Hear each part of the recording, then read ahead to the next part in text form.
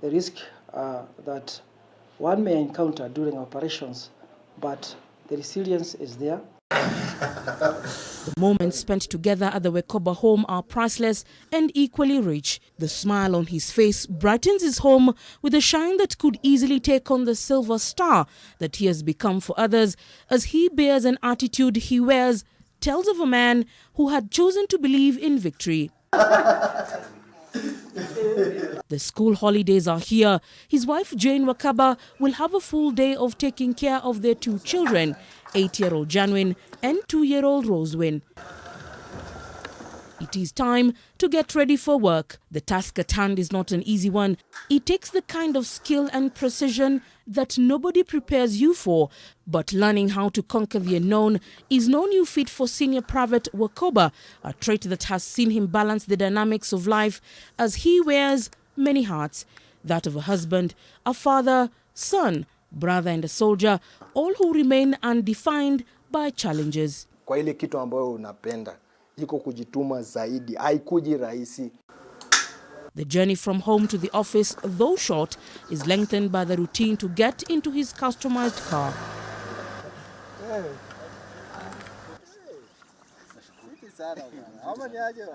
The bonds, just like the lanyards strapped to their arms, binding them to their units, are stronger today than they were when they first became a fighting unit. Yeye ni rafiki yangu sana, because hata tukiwa bado vita Kambura kuanza, tulikuwa tunakaa chini, tunajadiliana, tunaongea, tunasaidia kimawazo. While the love for self and country motivated Senior Private Wakoba to get back to duty, the situation is not the same for others, whose welfare the Kenya Army notes is unique to each, and thus the rallying call of leaving no man behind. Today, the greens and browns that he adorns touch the greens and browns of the earth, the land he vows to protect, even under the toughest of circumstances. Among his new orders at the Kenyatta Barracks is to counsel his peers before and after their tours of duty, giving them hope that just like the tree blooms into sturdy frames, time and a good support system can aid in restoration after a storm. Mimi nimefika flowering stage ya kutoa mbegu. Na mbegu ambayo itapandwa huku nje kwa mwananchi wa kawaida ni mbegu ya ujasiri. His resilience flies the flag of inspiration and bravery higher than the cowardice of terror. And if the call for duty comes knocking, hakuna kitu inaweza nizuia kupigana. Kwa sababu kama ni mikono, niko nayo. Hata kama ni kitu kingine inaweza tokea, basi tunaweza endelea tena. With an honor of a silver star from their commander-in-chief, the men say they will journey on together until their gallant souls rest. Even he knows that the theatre of war is not easy, not by a long shot. And while many have paid the ultimate price in defense of the nation, many have also fought gallantly and lived to tell their tales of fire behind enemy lines. For many officers in the KDF, like Senior Private Wakoba, the call to serve is a conviction to not only God, self and country, an act that is considered one of valor in service to the nation. Leila Mohammed, NTV, Nakuru County.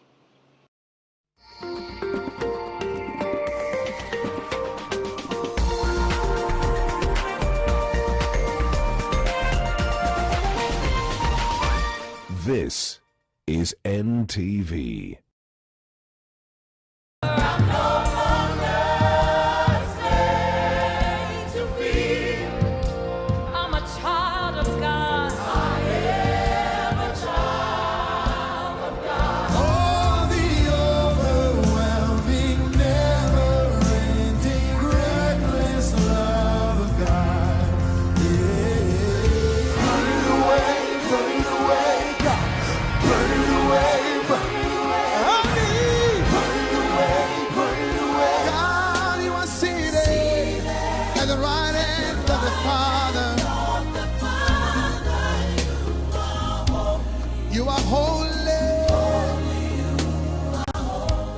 This is Fact Finder from the BBC. Africans in diaspora are trooping to Ghana. We look at how the media is covering the year of return. Africa Check digs into claims about Nigeria's garbage problem. We'll tell you what they found out. I think it cut across and affected very many people, and a lot of people are concerned. We hear from a Kenyan investigative journalist who tells us what it took to produce an explosive expose. And dance moves choreographed by artificial intelligence. The man behind it says it enhances dancers' creativity. Nitakufunza njia halisi ya kuosha mikono. Jambo la kwanza, lazima utumie sabuni. Unachukua ile sabuni na kuhakikisha kwamba umeweka katika sehemu yote. Kisha unakuja katika sehemu hii ambayo inafahamika kama kiwiko. Na wanasayansi wanasema kwamba viini pia vinapatikana ndani ya kucha, na hivyo basi wanahimiza kucha ziwe fupi. Na kumbuka, unapaswa kuosha mikono yako si mara moja kwa siku, mara kadhaa.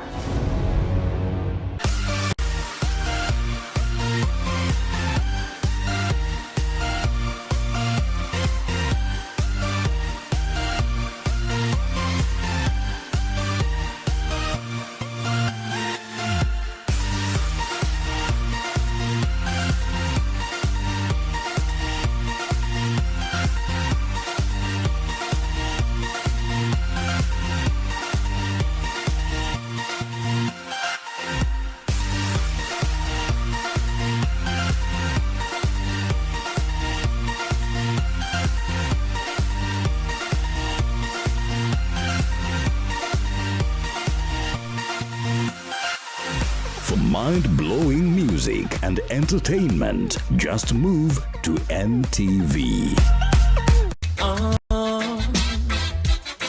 And them say, here comes trouble, here comes the danger, sent by the Savior, welcome the Rasta youths. I start recruit, soldiers, Fiscal, I army. Here comes trouble, here comes the danger, welcome the Savior, welcome the Rasta youths.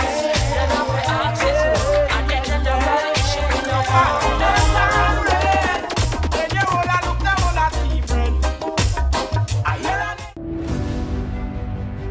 There shall be cessation of all movement. Serikali wanasema tusiende nyumbani. Hapa Nairobi hakuna vile tutamudu maisha. We have suspended learning. Siku yenye tutaambiwa turudi shule. The children are preparing for KCPE. Have been inconvenienced. There's nothing we can do about it, but it's good to stay safe. Captain Kibati managed to evacuate many Kenyans, only for him to succumb to the same disease. Ugonjwa huu ni wa kila mtu, haujui tajiri, haujui maskini. Tutakula nini? Tutaishiaje? Hurumieni wanchiko tu. We actually partially suspended some of the development program by making funds available to mitigate against the adverse effects of the pandemic. My name is Eliud Kipchoge. I would like to take this opportunity to wish all my fellow Kenyans peace and safety during these difficult times as we fight the coronavirus pandemic. Take the necessary precautions to keep yourself and your family safe. To my fellow athletes, please train in isolation and take necessary precautions. We shall overcome this pandemic. May God bless you and God bless Kenya.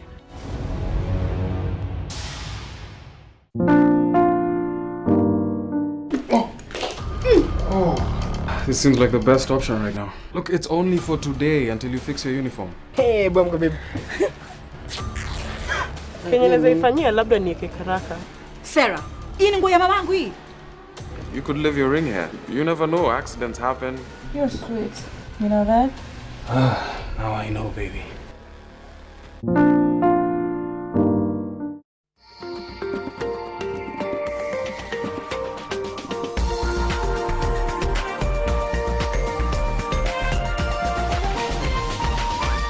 This is NTV.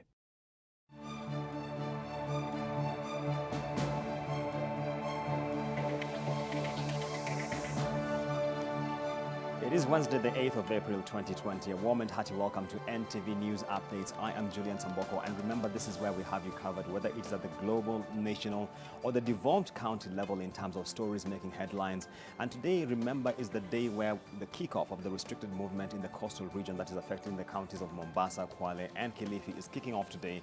Nairobi was 2 days ago, so we'll be keenly monitoring to see how the situation is unfolding on that front. But before we get to that, let's look at the broader picture. Kenya leads in the number of COVID-19 infections in East Africa after 14 more people tested positive in the last 24 hours to bring the total to 172. And as NTV's Leila Mohammed now reports, the ministry is asking Kenyans to prepare for even darker days ahead. In the same 24 hours, we have tested 696 samples, out of which 14 people have tested positive for the disease. With the number of coronavirus cases in the country now racing towards the 200 mark, the government provided a grim prediction of what's still to come. Kenyan authorities are reporting that a huge percentage of the positive COVID-19 cases in the country are mild. But going by the trends globally, the Kenyan Health CS is now saying that Kenyans should brace themselves for tough times ahead. The mortality rate for us has been quite low, but this is no reason for us to be relaxed at all. As we said earlier, we are praying and hoping for the best. But clearly, we must also prepare for the worst. This, even as the Ministry of Health announced new distancing measures, speaking to the severity of the virus that has continued to ravage nations. All golf clubs must be closed with immediate effect, and the clubhouses will remain closed. In this particular case, it is actually the reverse. It is the members who will eventually pass the virus to the caddies. 12 Kenyans and 2 foreigners make up the latest group of COVID-19 positive confirmations from the 696 samples tested in the last 24 hours.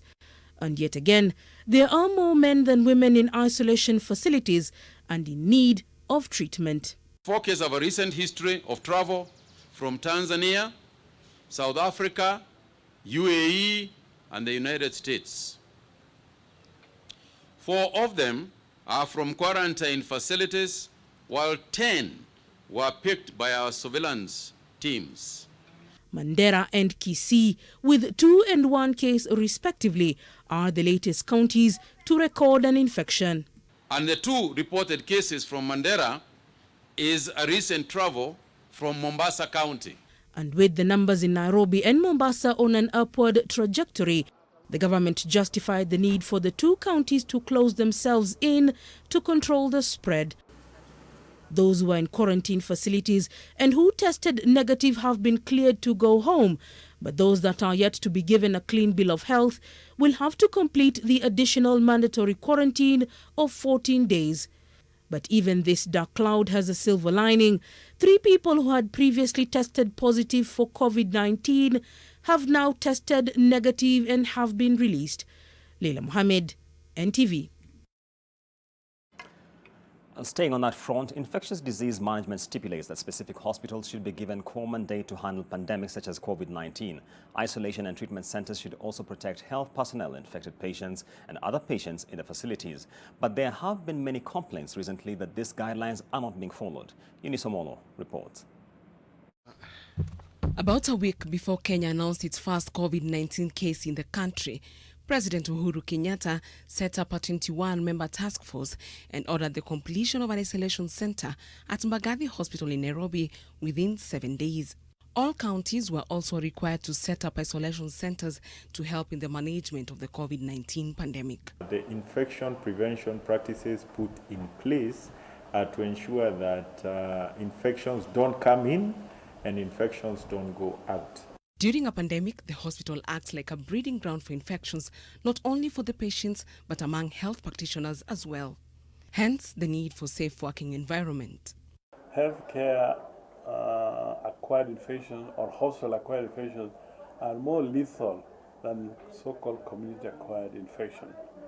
Consequently, it is important that we limit the amount of contact or amount of hospital acquired infection that may arise if we combine this COVID infection with the same hospital. This has been shown clearly in Italy, where originally, when they were overwhelmed, they were admitting COVID patients into a general hospital with an infections or isolation wing. In Italy, a total of 4,826 healthcare workers have been infected by the new coronavirus, the highest number in the world. This means roughly 1 out of 10 people infected in the country is a healthcare worker. According to the International Council of Nurses, about 3,000 health workers have been infected by COVID-19 in China, the majority being nurses. The international body is asking countries to give a breakdown of the number of affected healthcare workers in order to further identify the modes of transmission and improve the safety of health professionals. In Africa, it is estimated that 237 healthcare workers in 18 countries have tested positive for COVID-19 and 10 of them have died. In Kenya, 3 health facilities have put healthcare workers in quarantine facilities after they came into contact with patients who tested positive for COVID-19. The Ministry of Health has also resolved to test all healthcare workers, arguing that a number of them have been at risk of infection.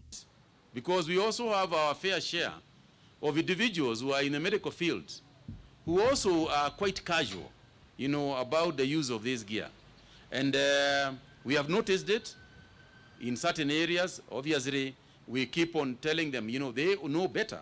Shortage of healthcare workers in Kenya has been identified as one of the key challenges in the fight of COVID-19. The government is now in the process of hiring about 1,000 additional healthcare workers. It is obvious even from previously, the 1,000 was not enough for the health system, you see. So you can imagine when you have increased COVID-19. Currently, hospitals are turning into teams. For instance, this team has a nurse, a consultant, a doctor, a pharmacist. These ones come and work, then they leave. Then the others come. Well, we've done calculations and we've seen that you need about 4 teams. But if one team gets COVID, you're saying those are the ones who are working together, then you remove them for 14 days. Then you will need another team to replace them. The government races against time to screen, test and manage the current active cases of COVID-19 in the country. There's also a competitive demand for attention in the healthcare system. There's also a dire need for well-equipped, protected and adequate human resource in the healthcare system to take care of the COVID-19 cases and the non-COVID-19 cases as well. Eunice Omolo, NTV, Nairobi. Now, today is a big day for the coastal region. Now, from this evening, 7 p.m., you will be required to stay put if you are in any of the coastal counties of Mombasa, Kwale and Kilifi, as the government's directive to restrict movement to contain the spread of the virus takes effect. NTV's coast reporter Kevin Mutai also reports that ferry services will be restricted to Mombasa residents as authorities warn of lawful action against anyone who defies the guidelines.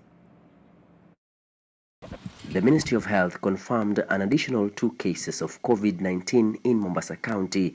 The news was followed by an even more disturbing revelation that an infected person from Mandera County had traveled from the coast. This, the government says, is why it took measures to tighten restrictions to curb the spread of the virus. And from Wednesday 7 p.m., these restrictions to stop movement in and out of the counties of Mombasa, Kwale and Kilifi will take effect. Roadblocks will be mounted at various border points to block any entries into or exits from these counties. If you are in Kwale, you remain in Kwale from tomorrow. If you are in Mombasa, you stay here. You don't go out, you don't come in. If you're in Kilifi, the same. We simply need to be careful. We need to understand that we will suffer. It can be very painful. But this is the time in our lives where we have to take the hard decisions to be able to save the future. Wale watu ambao wanaishi katika kaunti jirani na wanafanya kazi katika kaunti nyingine, ni vipi ambavyo tunaweza kuwawezesha ili kuendelea kwenda katika makazi yao na kuendelea kupata pato. Ferry services will only be available to Likoni residents and those from Mombasa Island. Authorities say they will take action against commuters who flout the rules. We will not be seeing people driving their personal cars, say across the ferry to any other place. The ferry is a crossing, it's like a bridge linking, Likoni to Mombasa, and of course Kwale. But if you're coming from Kwale, definitely you're not coming to Mombasa because the ferry crossing is in Mombasa. So it will be serving largely the people of Likoni. Some residents have backed the new directives, but say the government should have given them more time to make the necessary adjustments. Uzima wetu ni kutii serikali vile inavyosema, lakini tukikosa kutii tutaweza pata na ugonjwa na hatimaye tutaweza kuathirika na makosa itakuwa ni juu yetu. Mimi ndo naibeba nikiipeleka kule, lakini nikizuiliwa niwe mali nipo, basi nitakuwa ni rahisi ile kitu izunguke pale pale na tukua kwenye quarantine, itadhibitiwa pale na tutaendelea vizuri, itaisha. Baada ya muda wale ambao watakuwa wako na virusi watajulikana ni wangapi, watawekwa kwenye karantini, na wale ambao hawatakuwa na virusi watawachiliwa endelee na shughuli zao za kawaida. Inaathiri biashara pia, kwa sababu huwezi beba mteja hapo ukampeleka mtu hapa, na kule mtu hapa huwezi pata mteja ukamleta Mombasa. Authorities are now tracing persons who may have come into contact with the confirmed cases from the coastal region. Kevin Mutai, NTV, Mombasa. Right, and now let's cross over to the coastal region where our reporters Kevin Mutai and Bill Otieno are on standby. Kevin, let me start with you. You've been covering this matter. You've been speaking to the authorities and to the locals. What's the mood like in Mombasa this morning? Good morning to you, and we are joining the broadcast from Mombasa offices here in the the county 001, I beg your pardon. And of course also we are closely monitoring the efforts by the government and security officials in containing the spread of coronavirus. And remember, the presidential directives will start kicking in today at 7 p.m. in the 3 coastal counties, that is the county of Mombasa, Kwale and Kilifi. So the law enforcement are warning that if you will be found in Kilifi by 7 p.m. today, then you better stay there for the next 21 days, and they will not be allowing, any county interactions between those 3 particular coastal counties in this particular coastal strip. And of course they've outlaid several security guidelines on the cessation of movement in the 3 counties. There's a communique that was released by the State Department of the Interior and Coordination of National Government, and I'm just going to go through some of those detailed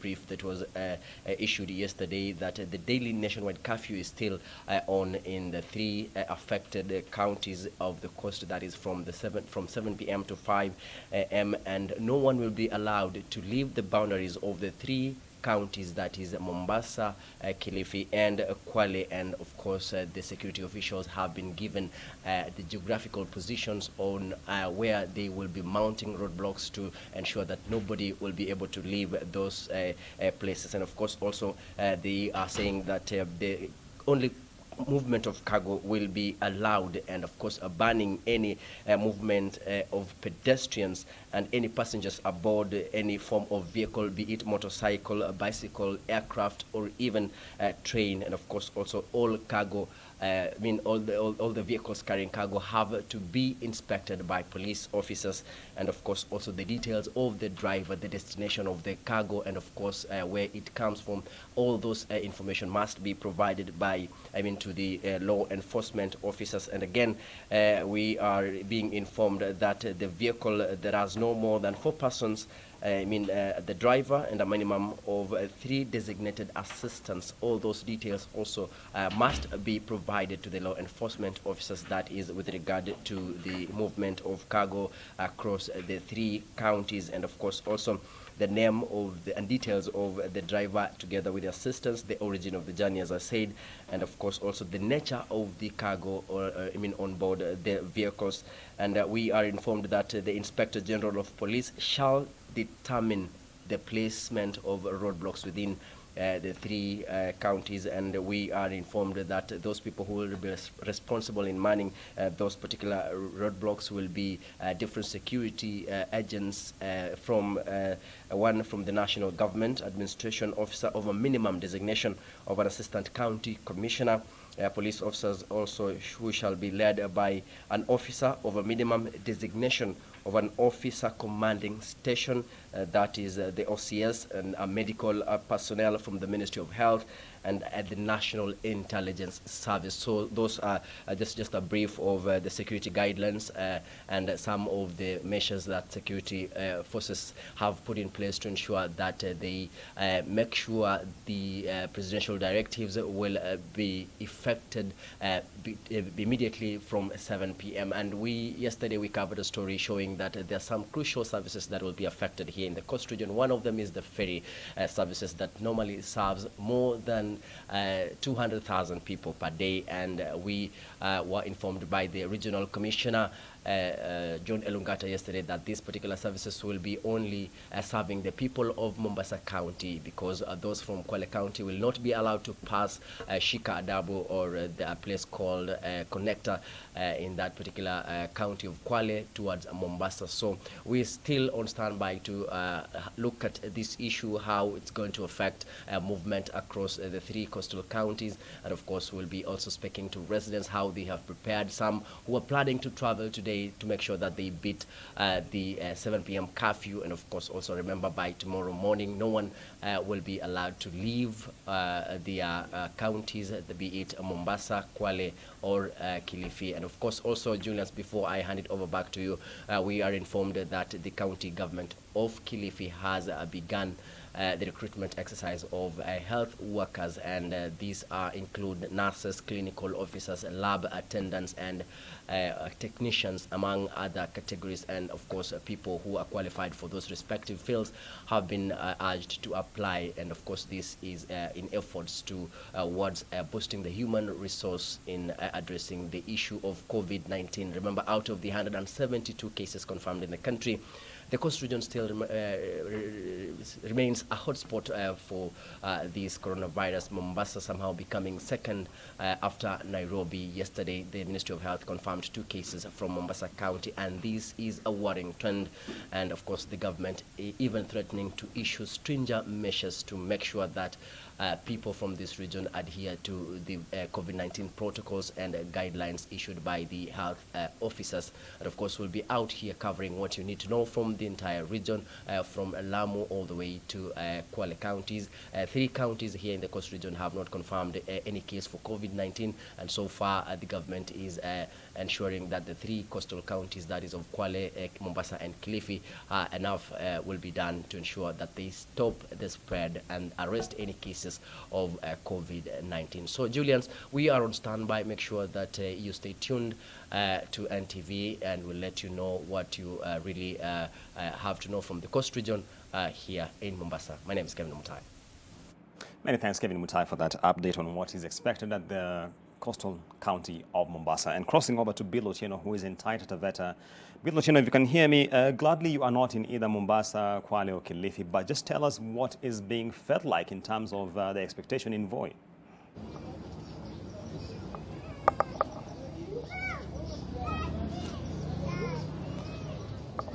Well, thank you very much, Julian, and I'm joining the broadcast from Voi.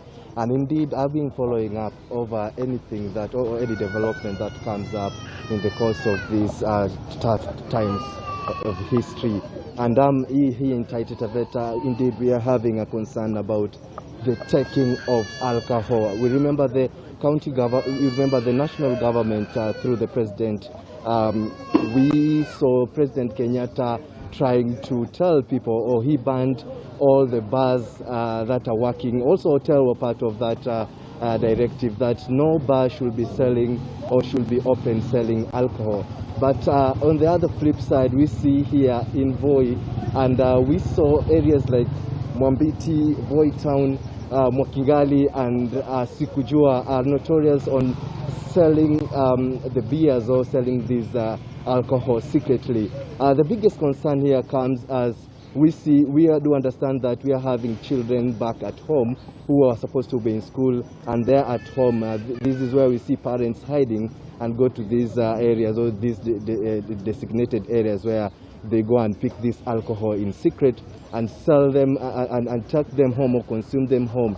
It's a concern that we are following up now, and we're also having the concern of the bars and restaurants. I just spoke to the area OCPD, the area OCS James Mwanzia, and he had complained of areas like Mwambiti and some specific areas around this town, that is Voi town. And yesterday I also talked to some village elders, and they were complaining about people who are looking down upon their orders or their directive that they should disperse people who are sitting close to these bars and restaurants. It's thought that this group of people are the customers who are waiting for this alcohol or these brews so that they can take or go and consume them back home. It's an interesting issue that I'm following up, and I'll be trying to monitor Taveta, Mwatate and Wundanyi just to see the same cases. And just not to leave it aside, we also have illicit brew game going on now since bars are being closed, and many people are flocking in these areas going to or going for the same. It's a big concern that maybe this thing might affect the children who are at home or lead to what we call domestic violence. This is what I'll be following for you up, Julians, and I'll be giving you more details as things develop in the course of the day. Back to you. Much appreciated, Bill Otieno, giving us a bit in terms of the indulgence in illicit alcohol as well as other alcohol beverages in this time of COVID-19 restricted movement at the coast. Now let me cross over to Murang'a County, where our reporter Martin Maura is on standby just to give us the latest in terms of what is expected from that county today. Martin. I see. I think we're having a bit of a challenge getting Martin Maura, but definitely we'll be keeping in touch with him just to get a sense of what is expected from the county of Murang'a, especially in light of the raft of measures being spelled out by the government in terms of restricted movement. At least for now, they are not affected, but there are ripple effects being felt across the country. It started in Nairobi, today it's going to the coastal region. And of course, we'll be expecting further communication from the government in terms of what is anticipated. We can listen into what the governor, Mwangi wa Iria, is saying. Rais amefunga Nairobi, amefunga Mombasa, amefunga Kilifi, amefunga Kwale. Sisi kama magavana, sisi tuna kaunti zetu. Si lazima tufunge tukitumia askari. Lakini mwelekeo ni kwamba kama vile hivi virusi zinatembea, ikianza kuonekana Murang'a itafungwa. Ikionekana Kiambu itafungwa. Na kwa sababu tunajua itafungwa, sisi tujitolee, mimi na Kirinyaga, watu wasipite kutoka Kirinyaga, watu wasipite kutoka mahali pengine. Mimi nimefungiwa Kiambu, mimi nimevulai na Nairobi, lakini sasa mimi nimebaki Nyeri na nimebaki Kirinyaga hapo, Machakos, na pia nimebaki Machakos hapo. Sisi wenyewe kwa wenyewe, kwa kuongea na wananchi wetu, ningeuliza pia tuache kutembeleana. Mimi sitaki hiyo stage ya Kagio, na wao sitaki stage ya Murang'a Town. Mimi sitaki stage ya Ulaya. Inanisaidia nini mimi? And that was Governor Mwangi wa Iria speaking earlier on, I should clarify, not that it was happening live, but he was speaking to the issue of the closure of the restricted movement, I should say, from one county to the other, and the sort of ripple effect this is having in terms of distribution of goods and services, movement of persons from here to there. Of course, there are those who live in one county but work in another. And how is this expected to unfold in the days going ahead? So I don't know whether we have Martin Maura, my colleague in Murang'a County. We don't have yet. But we've been discussing the issue of cushioning the economy in terms of the raft of measures being taken by the government. We have seen a couple of tax cuts, and of course there has been feedback from the public in terms of what this actually means. Some are asking, what does this spell out in terms of the days going ahead? KRA has just mentioned, rather the National Treasury mentioned yesterday, that it will be foregoing up to 172 billion shillings in terms of tax revenue. And I'm joined by Professor Atiye Waris, who is a professor of fiscal law at the University of Nairobi, has published extensively on the matters of tax and how to finance Africa. There's a whole book she's published on that note. And Professor, if I could just start with one question. The raft of measures being taken by the government thus far in terms of cushioning the economy from the effects of COVID-19, what's your sense thus far? Sorry, I couldn't hear your question clearly. Could you repeat it? Yes, Professor, I'm asking the raft of measures which have been taken by the government by way of tax cuts in terms of cushioning the economy. What do you make of them? Are we in step in the right direction, or is it just too little? So there's a wonderful Kikuyu proverb that says that every case must begin from the stomach. And I think initially governments made some really good moves. They did begin by looking at issues around financing the vulnerable. But very quickly, it seems to have changed into, to put it politely, a very opportunistic funding of lobby groups. And it looks to me more like they're moving in the direction of the loudest voices within government and those that are connected to them. So I'll give you an example. When you're trying to redirect the fiscal system of a country during an emergency, the first question is not tax, it's not increase of tax at any point in time, but it is redirection of funding. And some of the questions that still remain unclear, I think, to everybody in the country is how much was the emergency money they had? How much have they spent? How much is left? How much has been sent down to the counties? Now, have they taken budgets that now they cannot use, for example, their travel budgets and their transport allowances? And have we now shifted those into emergency reactions? These are the first things you're supposed to do when you're rejigging your economy. The second thing is to then start looking at emergency procurement processes. And again, I haven't seen reaction in government on how to do emergency reactions, how to get manufacturing to be retooled, for example, quickly. So the equipment coming in for frontline healthcare workers is coming in, but so late in the day when people have already been infected and or exposed. The other issues that have to come in are issues around price controls. There was an immediate increase in prices of certain goods, especially those that are under the dogo economy, right at the bottom. And unfortunately, because there's not been any price controls there, prices of small items have gone up higher. So we need to look at those 18 million people that are running households in this country. And we need to make sure that those 18 million are actually able to subsist. And of course, the one directive, the one to stay at home, has clearly not worked. And the question then becomes, why has it not worked? It's because people don't have money in their pockets. And that probably should have been one of the first and most important interventions government should have gone into, is ensuring some kind of basic minimum income, freezing any firing of especially people earning below 50,000 shillings a month, and then redirecting funding across government. Thank you. I see. And Professor, just to be fair to the government, in terms of when you talk about retooling the manufacturing sector, we are aware a number of players are beginning to, for example, produce masks, which is actually not in their ordinary line of business. Don't you think manufacturing is being retooled, albeit at a gradual phase? So yes, so you have to give government credit, right? This is a completely new situation for everybody. So everybody is at a loss on how to deal with things. But as we go along, people are figuring out slowly how to do things faster. But I will tell you that the immediate responses to a fiscal system is to see how to move money. It's to see how to keep money in the economy. And I think those are one of my biggest concerns. I don't see an effort to keep money inside the economy so far, and then to ensure you're targeting the vulnerable. But in this case, for purposes of manufacturing specifically, there are only certain industries that will start to suffer, but these industries can be redirected. And what we need people throwing out ideas also to manufacturing, to give them ideas on how to retool their particular scenarios. So I'll give you an example. We have a project at the University of Nairobi right now on the manufacture of ventilators. And they've already identified an engineering company locally that is going to be able to now do this, because of course they cannot work on their current issues. So this is a wonderful moment in one way to actually bring together the people who are the thinkers and the ones with the ideas with the other stakeholders in the normal economy, the business people, the private sector, but also government.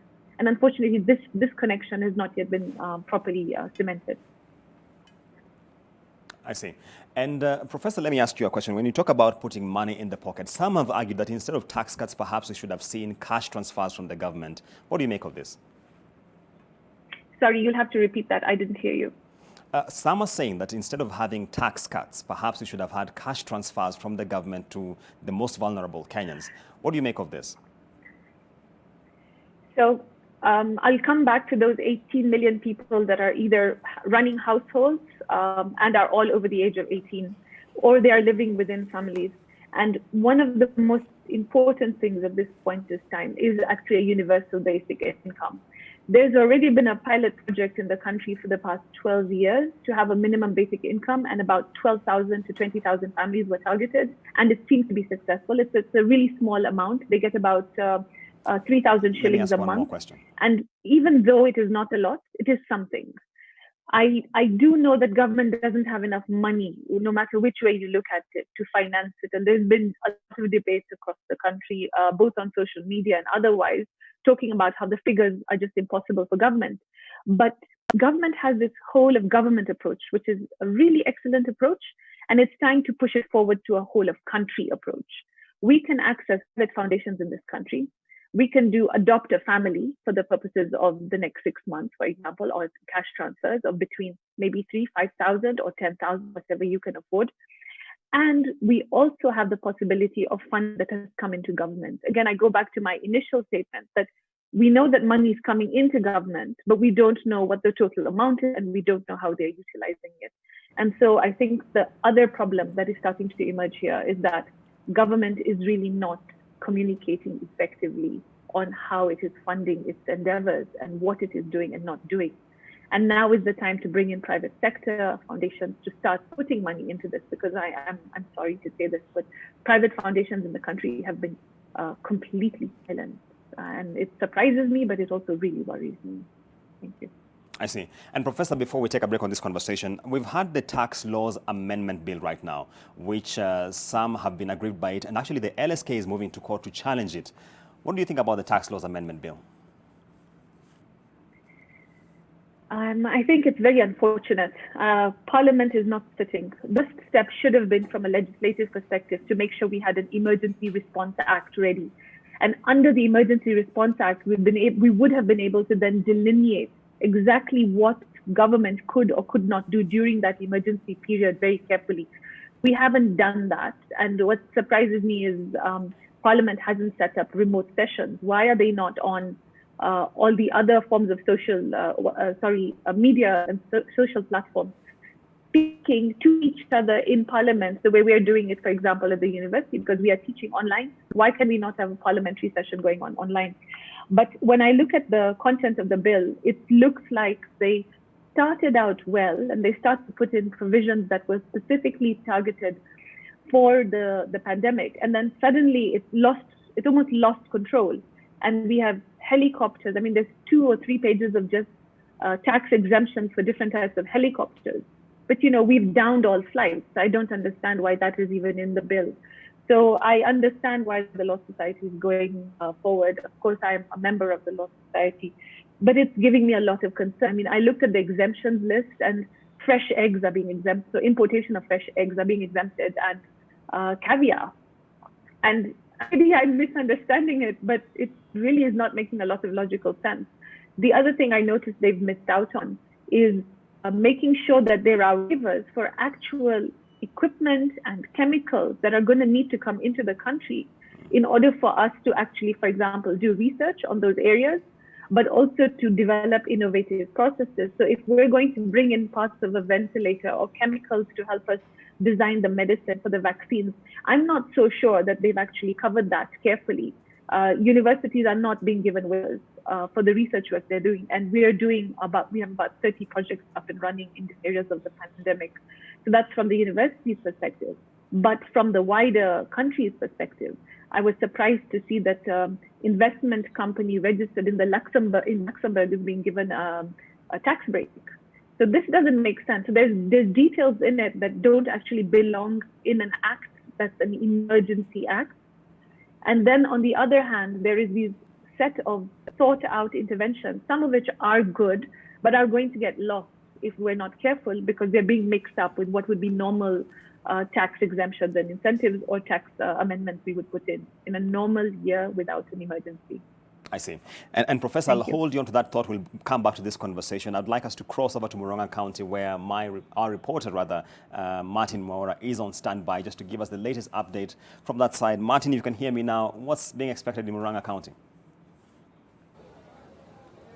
Yes, good morning, Julian. It's a bright Wednesday morning from County 021 here. As you can see, I'm right at the Murang'a main matatu terminus, where on a normal day this place would be busy with people and matatus. It would actually be trouble for me to get a place where I can stand. But for today, as if I can show you around, Julian, it's an empty shell. As you can see, no matatus. This is a matatu terminal where matatu that heads to Nairobi, it's an empty shell. Even matatus that heads towards the other sectors of Murang'a, Murang'a, interior parts of Murang'a are also empty. This shows that people are not traveling, because after what the president said, that what he's trying to do is by blocking the border at River Chania there, it shows that people are not traveling. These are drivers who are just seated, and they are conductors just waiting for customers. But there are none that are coming here. They are just chilling, waiting to see if maybe by the next hour if people will have arrived. A few matatus are coming in, but I'm being informed that they are taking so long to get filled wherever they are from the other sub-counties of Murang'a, Kiharu, Mathioya, and Kangema, and also Kandara and Maragua. They are taking so long to get filled, and that is why these people are here just waiting to see if maybe they'll get the customers. You heard what the governor has said. The president managed to lock that other side from Kiambu.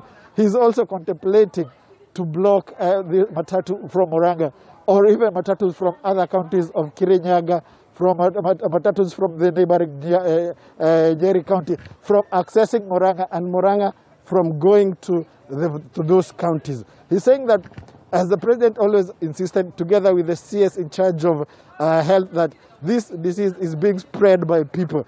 He's of the opinion that if the president has managed to block matatus from Kiambu to Murang'a and from Nairobi, and even from Nairobi, from Murang'a to Nairobi to Kiambu, he'll do the same to these other counties. He's using his own means and ways, thus asking other governors to join hands so that they can be able to lock and isolate their own counties. I know I want to talk to a driver over here, just to tell me how the business has and how it is affecting them. Karibu kwenye NTV. Nataka tu karibu tu simama hapo hivyo. Ningetaka tu tueleze nyinyi biashara iko namna gani hapa hivi? Hapa kwetu Murang'a, majina yangu ni Moses Waweru, naendesha magari ya Mathioya Sacco. Hapa kwetu Murang'a biashara ya matatu imekuwa chini sana, kwa sababu sisi huwa tunapata hao wateja kutoka huko pande ya Nairobi na huko Thika, na kwa sababu sasa hawako juu wamefunga boda, na hata kufunga hiyo boda haijatosha. Ningeomba serikali ifunge kabisa, tuwe na lockdown, kwa sababu hata hizo boda wakifunga watu washajajaruka, kwa hivyo wanajua minsi zingine zenye wanafika huku kutoka huko Nairobi. Kwa hivyo mimi chenye ningeomba serikali iwafungie watu wote. Hakuna stage inatakikana kuwa na magari, ndio tukae nyumbani, ndio tuweze kuzuia.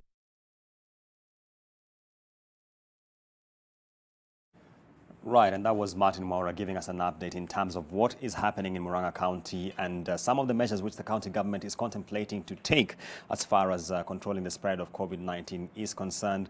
He has been giving us some detail in terms of the impact it is having on businesses and some of the challenges that are now being faced. Let's cross over to Migori County, where Bernardo Joang is on standby to give us an update from that end. Bernardo, if you can hear me, what's the latest from Migori? Huh? Well, thank you very much. We are here in Rongo Town. As you know, recently Minister of Health gave directive to public transport sector as one of the ways in helping in curbing the spread of COVID-19 across the country.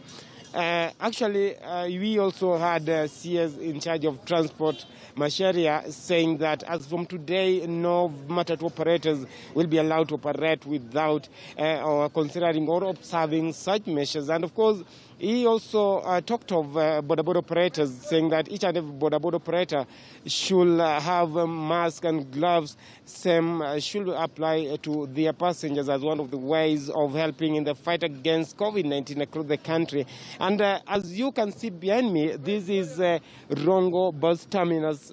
Initially, it is a place that is always packed with the border operators the other side, and also matatu here. And as you can see, you can just count some of the matatus here, and passengers are not here. And without wasting time, I'll be speaking some of the matatu operators here just to know what's the situation. Are they observing those measures given by Ministry of Health? Join me here. The Minister of Health gave directive that you should be observing you as the matatu operators. Yeah. Kwa majina anaitwa Joseph Winoringa. Mimi ni mhudumu wa matatu. Lakini katika mambo ya ugonjwa wa corona hii imetudhiri sana, hata kwa wengi tukitoka nyumbani tunajua kuna shida hiyo. Sasa shida kubwa ambayo imeleta kwa upande wa usafiri, bei imeongezeka, tunalilia serikali waone hapo hivyo. Mtu anatoka akienda mahali panya alikuwa anaendea shilingi 80, sasa hivi ni 150. Hiyo bado ni kuleta hasara katika mji. Pesa hamna, chakula, wamama wakiingia kwenye sokoni wanapigiwa tear gas, wanagongwa, wanafukuzwa. Serikali naomba. Even we had the government saying that you should be observing some of the measures by having gloves, sanitizers in your vehicles, and also masks. Are you observing observing social distancing? Are you doing that? Mimi mwenyewe sijapata hiyo, kwa jina kwa naomba kwa serikali yetu ya county kama governor Obado inastahili atusaidie na hizo vitu tutumie kwa kuzuia ugonjwa na kujiunga kukaa karibu, tukae mita moja vile walikuwa wanazungumza. Hiyo itakuwa tutaizuia hiyo ugonjwa kwa mbali kidogo. Well, I think I'll speak to another one person here. You are here. Are you observing the directive that was given by the Minister of Health, at least to ensure the helping in curbing the cases of the spread of coronavirus? According to me, I'm Wycliffe Omondi Chieng. I'm coming from Rongo, but according to observation, we are trying to do that. But the problem that we have, we are trying as a matatu, and what we are asking is that in this mask, we can accommodate for those people who are boarding the vehicle. Is what I'm asking, because it is heavy and it is expensive, and we cannot afford it for all the people who are boarding the vehicle. So, do you have one, maybe glove and mask? Hey, according to me, I have one, and I'm trying my driver also having one. So, to the rest of the people is what I'm asking. Are they capable to getting there? Okay, here we are seeing no passengers. How are you doing now? Because from here we are made to understand you've hiked the prices. According to us, we are saying that even if there is no passengers, but we are trying, because we don't have something to bring at the table at the everyday. So we are trying with the little one that we are getting. Yeah. Well, thank you very much.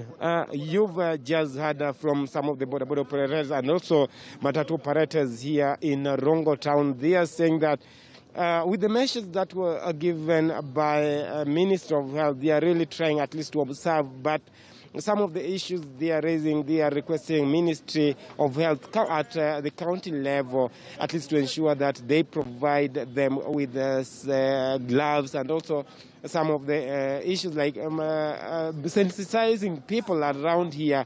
And they're saying that most of their passengers, they do not understand, because majority of them, they are coming from villages, and they should also, the government through Ministry of Health should do sensitizing people in the villages so that they come here, they know what they should be doing. And as we speak now, the matatu operators are saying that the business has been paralyzed, and they do not have they do not have passengers here, and they are also requesting the government at least to also help them with the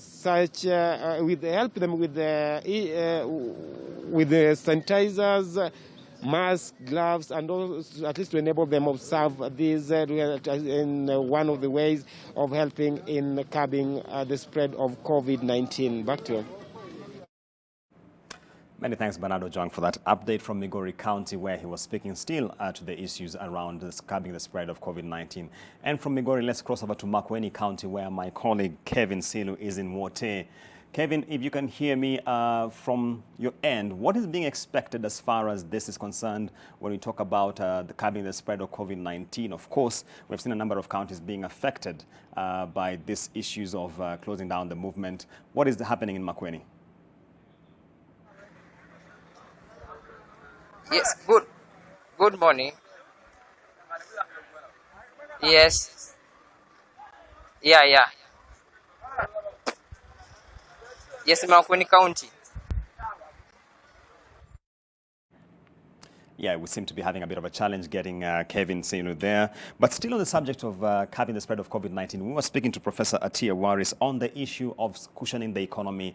And of course, we delved on the subject of whether we should be having cash transfers as opposed to tax cuts. And she has raised a number of issues around the tax laws amendment bill. Professor, if you can still hear me, I am curious to know, you're in an institution which is highly reputed in the subject of academia. What is the University of Nairobi doing around this issue of curbing the spread of COVID-19? Well, thank you for that question, actually. Since about February, we've been pulling together all the medical researchers working on the pandemic. And out of 6 researchers that we have at the university, 3 of them are actually part of the National Task Force already. So one of the first things we did was to make sure they were out there and that people knew about them. The second thing we then did, which was towards the end of March, is we began to encourage our members of staff to reach out to us and let us know what they're working on. And so far we have about 30 different groups of researchers working on different areas, from vaccine trials and community outreach to food security. I mentioned earlier ventilator fabrication.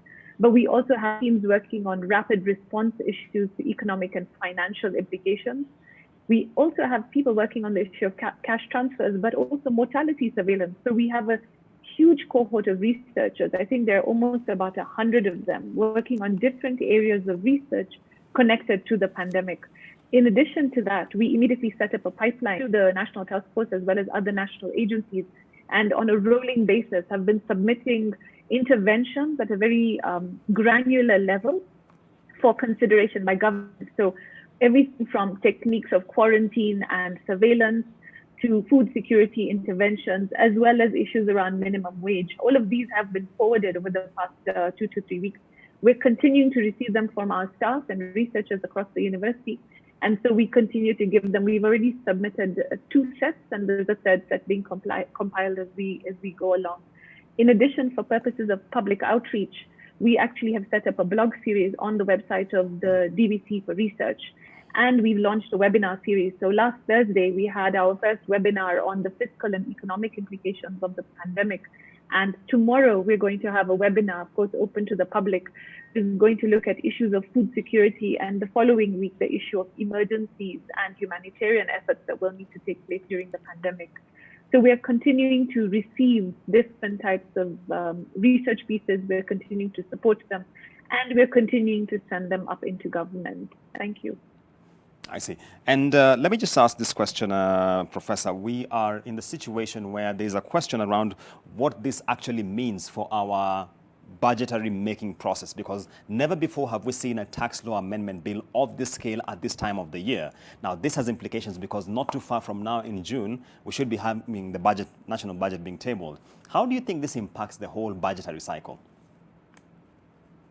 Oh, it's going to throw the budget cycle into a bit of a mess. And I think the reason that it's going to cause even bigger problems is because they put in interventions that are not pandemic related or emergency related. I foresee that there will not be the submission of another tax bill as a result. Maybe this year, maybe not even next year, unless it is to now mop up the mistakes that we are making in this particular bill, if it does go through. As far as our 12-month cycle, the element of public participation now is completely lost. And although I didn't mention it earlier, I think it is important to make sure that we do public participation through online platforms. It does exclude people. Not everybody is on the internet, but it is better than nothing. And unfortunately, the government's action so far is not to include too much public participation. They still consider, just look at their own, the normal stakeholders. And this is not a normal situation. So it has to be, the abnormal must be in that mix as well, or the unusual as is. And the budget cycle is going to have problems for the next, I think, 2 to 3 years. And we'll be lucky if we can mobilize it as a result of this action of government. Thank you. I see. And Professor, still on the tax laws amendment bill, some have raised a concern that it is actually going to trigger a rise in the cost of some basic commodities because of the whole issue of some products were initially zero rated. Now they've been removed from that list. You're talking about bread, medicaments. How do you feel this augurs, especially in light of the situation where we should be cushioning people from high cost? Yes. So like I said in the beginning, if you want to rework your fiscal system in an emergency, you have to focus on a complete different set of things first. And tax usually is supposed to take a back seat until you're very clear on the other fiscal dimensions you have to put in place. So yes, if this bill does go through in the direction things are going, prices are already high. What maybe people are not reflecting enough on is the fact that we are all globally, as the pandemic continues, we're all globally putting pressure on the same goods. So that means that everything is made by everybody at the same time. So things are not coming as easily. The focus should be less on exemptions or putting taxes on things, it should be more on encouraging the local production of those key areas. And again, now that is not a tax response, but it is a fiscal response. So will it result in price increases? Yes, it already has resulted in price increases. The fact that people are not mobile, and of course, we don't have a good relationship with our police force. So are the police able to check if prices are being maintained or not? And if they were to even try, would people even appreciate the fact that they are trying to do something to look after them, as opposed to the normal situation when we feel very threatened by them, unfortunately. So even the systems that are in place are actually crippling the ability of the government to work things out a lot better than they could have in another situation, which is why I will take you back to my original answer. We need a bill on emergencies, and the law school, for example, at the University of Nairobi has forwarded a bill to the Attorney General's chambers. You need an emergency bill first before you start going into these kind of tax issues. Thank you. Can I just end with a Kalenjin proverb, which I absolutely love? And they say that we share the same sun, but we don't share the same roof. And I think it's really important that government understands the roofs and doesn't just look up at the sun. I see. Thank you, Professor. But before I let you go, I'm just keen to know, what's your outlook on the economy this year? Of course, we've had the National Treasury slashing its growth focus. So is the Central Bank of Kenya. What do you think in terms of the outlook for 2020? Well, I think it's going to be mixed. I think if we're lucky, we're going to have retooling of certain manufacturing. It means that some manufacturing businesses will stay in place. But I do think that tourism is going to take a big hit. And I think it is important for the tourism industry to look at different ways of trying to do the process. I have ideas, but that is a different conversation. I think that we're also going to have a problem if we have to continue to import goods and services. And I think we need to start thinking about supporting actually the universities and the TVET programs across the country to make sure that we are producing an as self-sufficient as we possibly can be in the coming year or two. There have already been visa waivers, for example, for medical doctors and healthcare staff to go to other countries. These are going to impact our ability to cope and survive.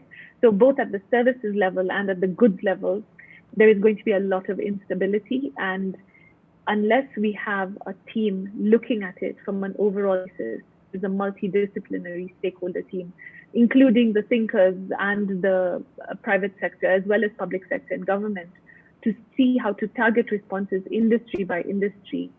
We're in for, I think, an economic downslide, unfortunately. I see. Many thanks, Professor Atiya Waris. Thank you for creating time for being with us this morning, discussing the cushioning of the economy as far as curbing the spread and the after effects of COVID-19 is concerned. So that has been the professor from the University of Nairobi giving us some insights. And let's talk about the subject of, we were crossing over to our colleague in Makueni County, Wote, that is Kevin Silu. Kevin, if you can hear me right now, let's just have a chat in terms of what is expected from that county today.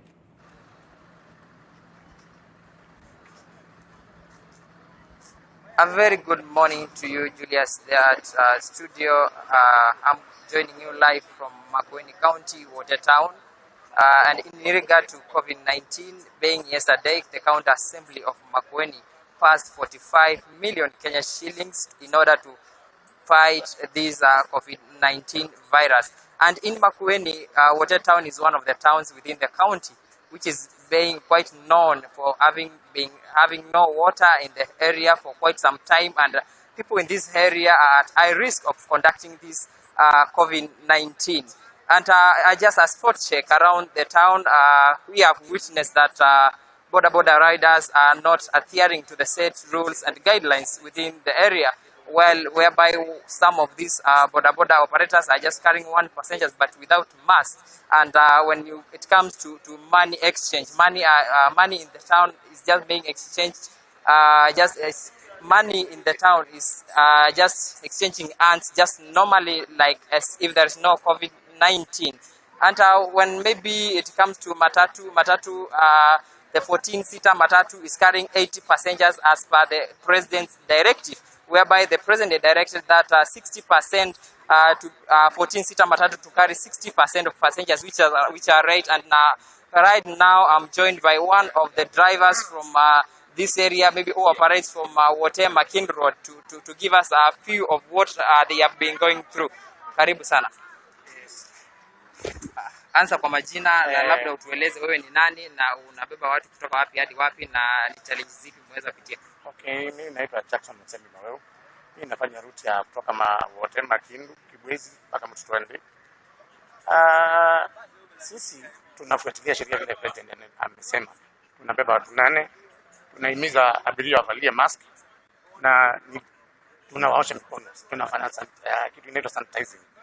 Ile challenge tuko nayo kwanza kutoka wakati president amesema amefunga Nairobi, Mombasa na nini, abiria wamekosekana, hakuna kazi inaendelea na hatuna kazi.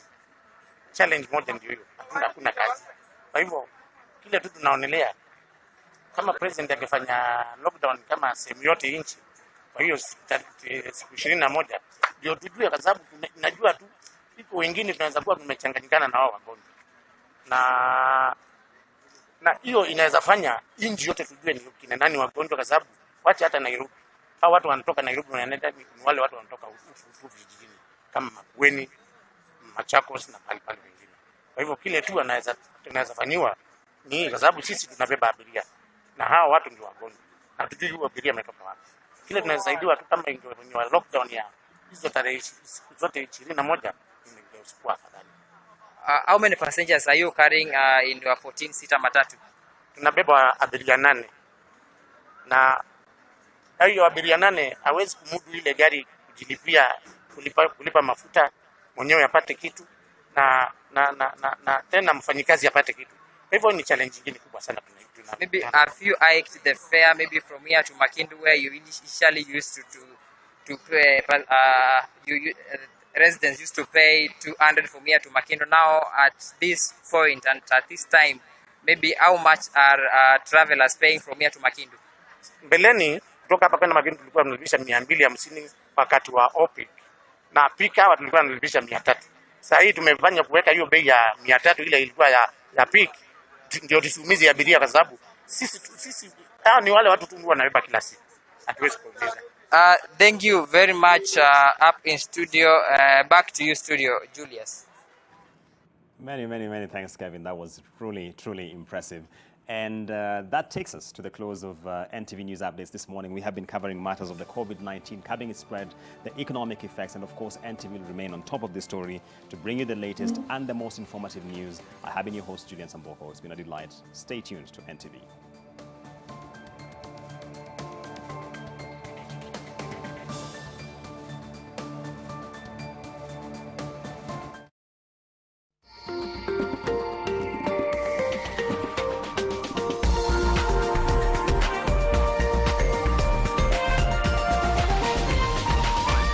This is NTV.